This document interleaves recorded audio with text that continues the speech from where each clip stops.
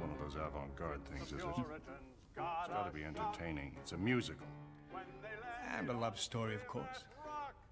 A little unconventional, but honest. You're playing with my life. It's my show. Hi YouTube, Film Geek here, and I'm here today to talk about the 2004 film The Lovely. The Lovely is a musical biopic about Cole Porter and his life. It's starring Kevin Kline and Ashley Judd. Kevin Kline plays Cole Porter and Ashley Judd plays Linda Porter, his wife. This movie is a lot of fun. I really enjoyed how the story is told. It starts off with Cole Porter in his study as a very old man. It's obviously the end of his life. A mysterious figure walks into the room calling himself the director, and then a musical unfolds in front of the two of them that starts telling the story of his life. Periodically through the film, it goes back to him as an old man, tell a little bit of the story, and then go back into it. But mostly, it's told through his music, which I just absolutely love. Every song in this film is a Cole Porter song, and they use all of his own music to help watch his life unfold. Kevin Kline does a really great job as Cole Porter. One of the things that's interesting is that Cole Porter was not a really well-known singer. He was not known for singing at all, honestly. He's more of a lyricist and composer. However, Kevin Kline is a Tony Award-winning Broadway singer. So he actually had to kind of tone down his own musical talent in order to play the part of Cole Porter. And that's a kudos for him, because he really didn't have to.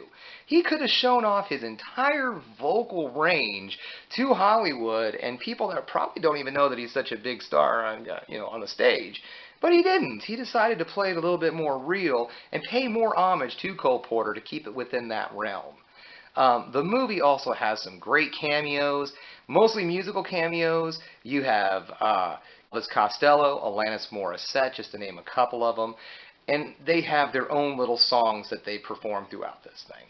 I just really like this movie. This is a good film. It came out and it really didn't have a lot of buzz to it whatsoever. It didn't necessarily get eaten alive by critics.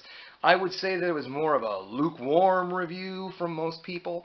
However, I think this film has aged quite well, actually. I think that with the success of a movie like Rocketman, I think that this film would do really great. In fact, there's a lot of parallels between The Lovely and Rocketman that I found. I was almost to the belief that I'm like, is this kind of a tribute to the movie? This is interesting, because it just seems like a lot of elements that went into Rocketman I saw also in this film. So hey, give it a watch. You're probably going to like it. This is definitely one of those sit down and watch it with your mom kind of movies, if you know what I mean. Nothing too awful offensive that happens in this film. It's just, again, the story of one man's life told through his own music. It didn't have a really big box office either, so this movie is definitely one of those films that's on the bubble of being forgotten. So that's why it's here today, guys, because I make sure that I find those films out there that are falling through the cracks and I bring them all back to you. That's my job. So make sure you check this one out. Good news, this movie is streaming on something. I know, I'm as surprised as you are. Check it out on Prime if you are a member. It's free to watch right now. But if you're not a member of Prime, it's also on the streaming service Vudu for free with commercials.